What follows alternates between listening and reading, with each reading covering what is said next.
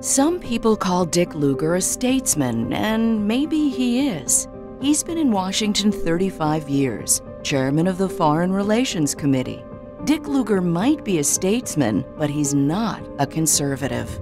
Lugar voted to raise the gas tax, voted for the Wall Street bailout, the Fannie Mae bailout. He even voted to put taxpayers at risk, bailing out New York City. Lugar voted for billions in wasteful earmark spending, like the Bridge to Nowhere. When Republicans tried to ban earmarks, Lugar said no. Lugar voted for each and every Obama Supreme Court justice. Maybe that's why Dick Lugar is known as Obama's favorite Republican. Indiana conservatives deserve better than Obama's favorite Republican. Paid for by Club for Growth Action, clubforgrowth.org. Not authorized by any candidate or candidates committee. Club for Growth Action is responsible for the content of this advertising.